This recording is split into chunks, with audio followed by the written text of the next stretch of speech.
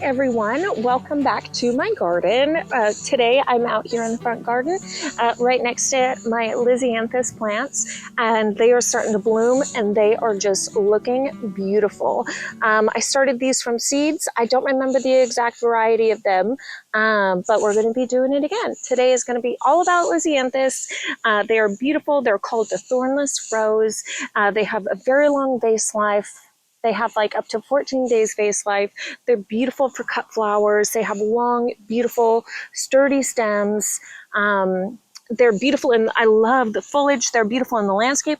Whether you are a professional flower farmer or you're just a at-home gardener like myself, they are just so beautiful. And I think they have a bad rap for being really hard to grow and to germinate. But I think if you just get a few things right, if you just nail down some of the details that are actually easy to achieve, I think that, they're actually pretty easy. And I like things where I know what to do. If there's a blueprint, which there is, then you can find the way. So today we're going to be talking all things lisianthus and getting them germinated and taking care of the seedlings and then planting them out. So let's go inside and get started.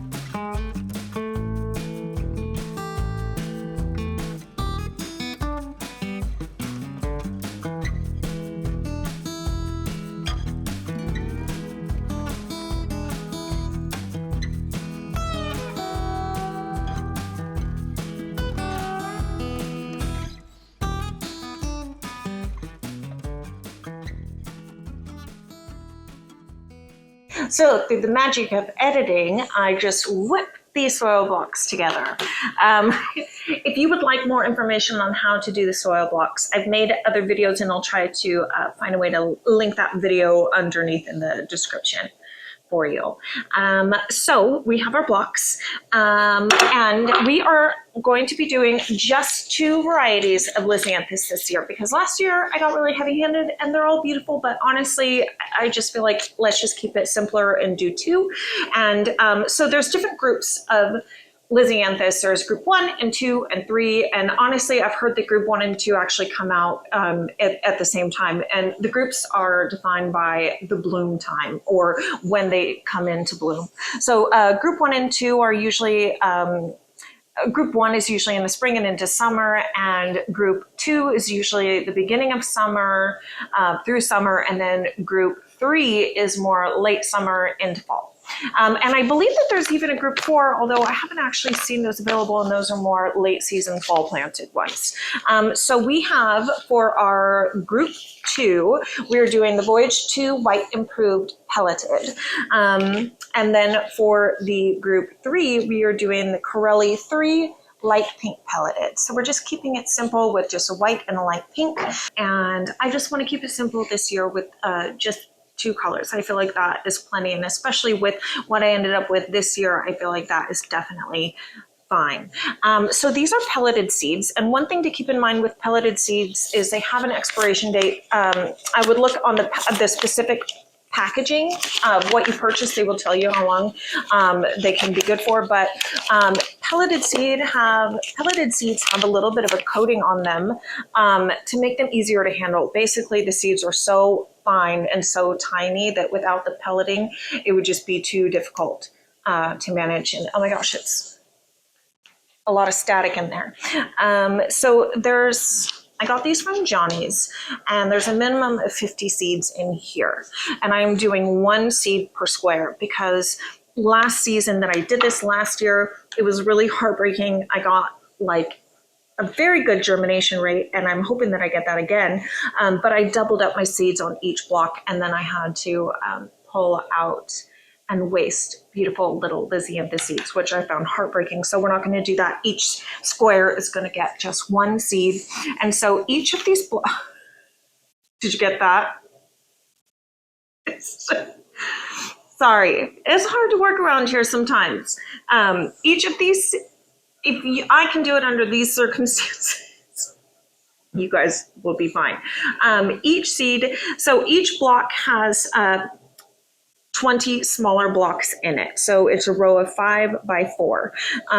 So with 50 seeds, I was thinking 1, 2, that would be 40, and then half of one of these blocks. So each variety, I'm using 6 blocks for.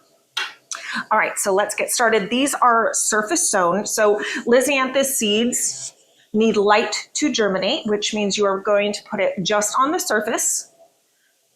And after I surface sowed these and put some vermiculite sprinkled over the top, which is going to help hold in moisture, and it's going to help, and that extra holding in of moisture is going to help dissolve the pelleted coating on them and help that germination. So yeah, we're going to do the vermiculite, and then I'm going to give it a fine little misting spray with the hose on the mist setting to help with that as well, to just add a little bit of misting moisture to the top of the seed as well. All right, so here we go. These ones are white. It's funny, the pelleted seeds I've had before were yellow. So surface sowing, I just use a barbecue skewer and a little serving dish. And nothing is better than just licking and sticking. So I just lick and pick it up, and I'm just going in each square.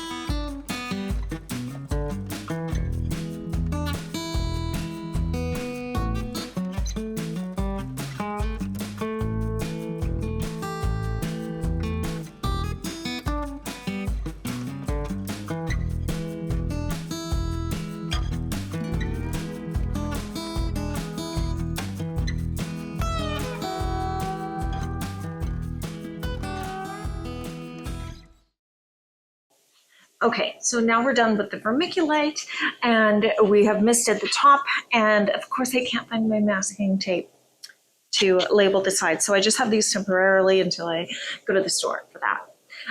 So a couple of the things that I wanted to speak about the conditions of germination. So how are we going to get these to germinate? It takes about 10 to 15 days for germination. And when it happens, they are so teeny tiny. I mean, it's hard to actually see with the naked eye. You'll see like the tiniest little speck of green, or maybe that's just me revealing a bit too much that my vision is not super great. But no, they're very small, very difficult to see. It's almost like you have to get up and squint to see them.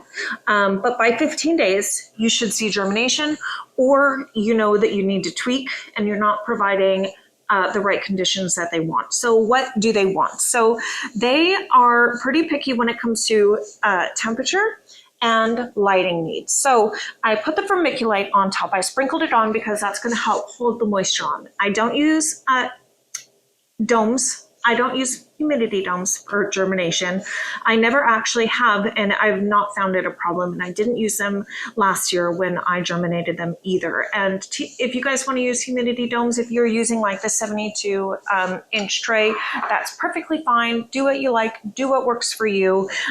This is just how I do it. See, one tray, and I can fit 120 seed starts right here. So each block is 20. That's 120 that I get to start, as opposed to like a larger 72 inch. So that's why I do the soil blocks. You know, it's what I started with. It works really well for me, so I continue to do it. For each of these, so for the Corelli light pink, I actually had 58. So there are 2 empty squares in here. And for the Voyage to White, I actually had exactly 60. So I filled up all 3 of these soil blocks. Am I going to have room for 118 lisianthus plants? Maybe not, but we'll worry about that when we get there. And you know, there's a lot of things. So a lot of things can happen along the way. And if there's dampening off or issues, these seeds take a long time to get started. So from the time you sow, like from the time, the date today, you want 12 to 13 weeks of cultivating these before you can transplant them outdoors.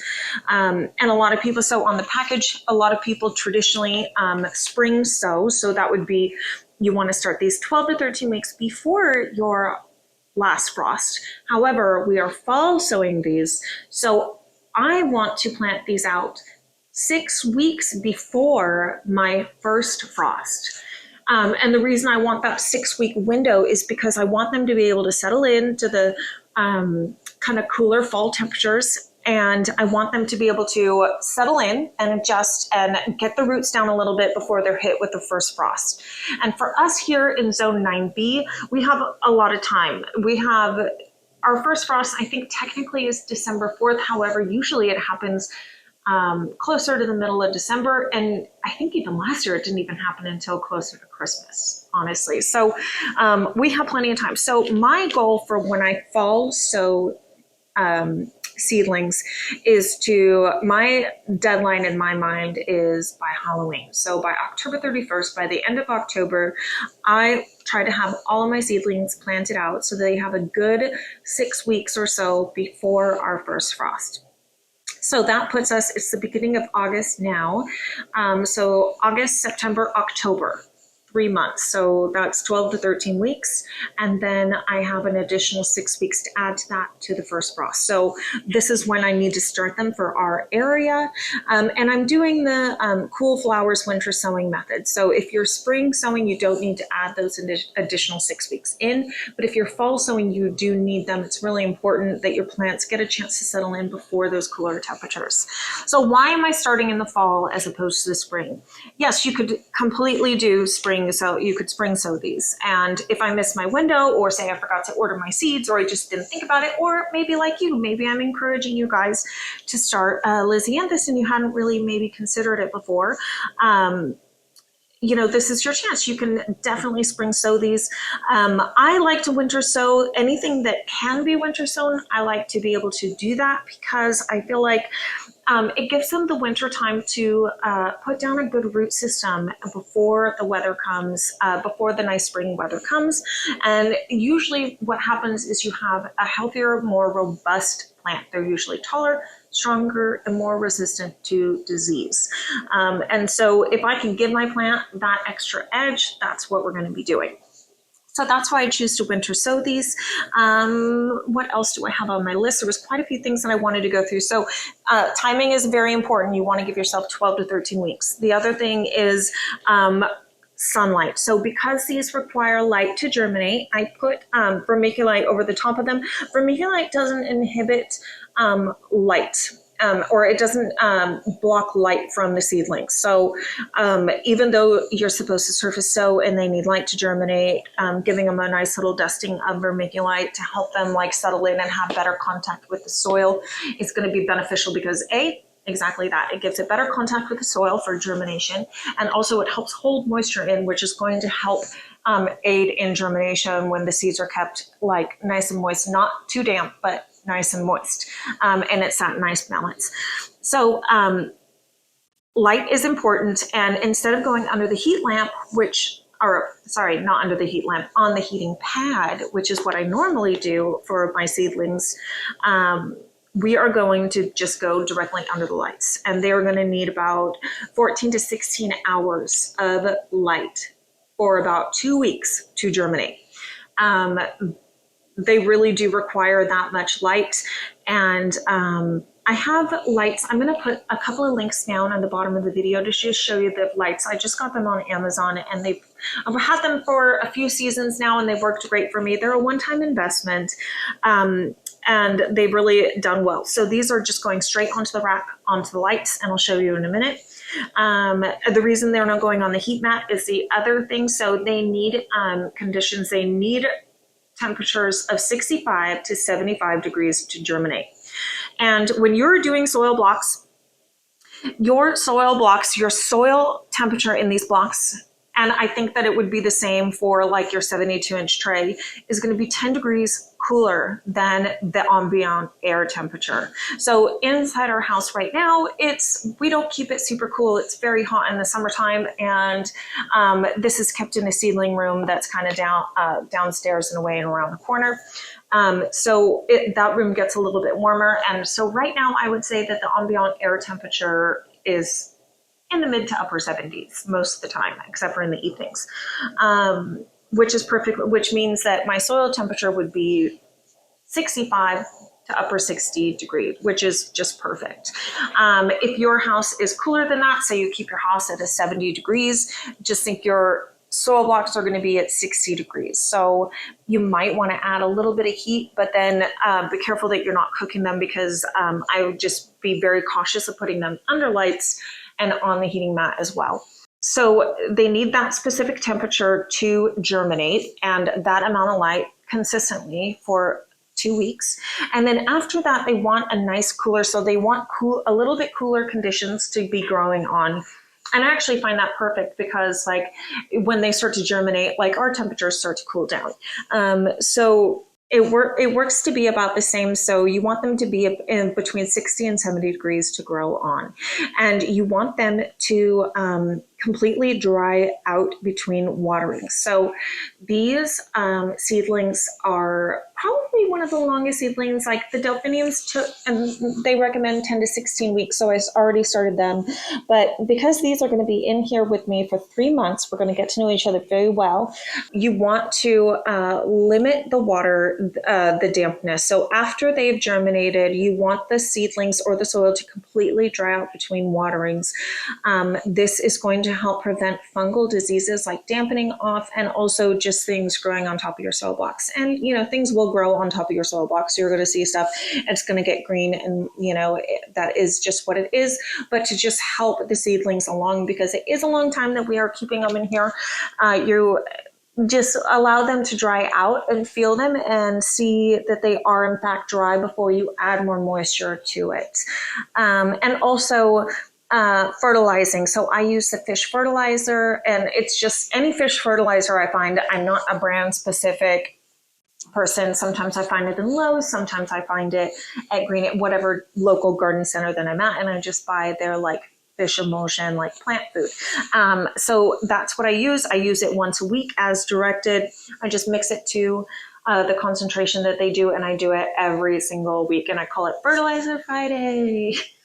And it is super stinky. It's pretty awful, but they do really well on it. But that's only once you have germination. So do not feed seedlings that haven't germinated yet. Once they have germinated though, get them on a weekly fertilizing schedule, because there isn't much nutrients in the soil that they have. And you want to make sure that they are being fed to be able to grow properly and to be able to transplant to the outdoors. I know it sounds like a lot, but it is really simple. Just think temperature, lighting, and then feeding once they get hatched. So good luck. I hope I've encouraged you guys. If I can do lisianthus seeds, you can too. It really isn't that hard at all. And I feel like you can absolutely do it. And it's a fun project. It's a fun thing to do. I'm enjoying going inside and having indoor projects now that it's August and the heat of summer is kind of beating me and wearing me down a little bit. I love my gardening, and I love like turning my attention to thinking about the fall and thinking about being inside with my seeds and cooler temperatures and cozy vibes.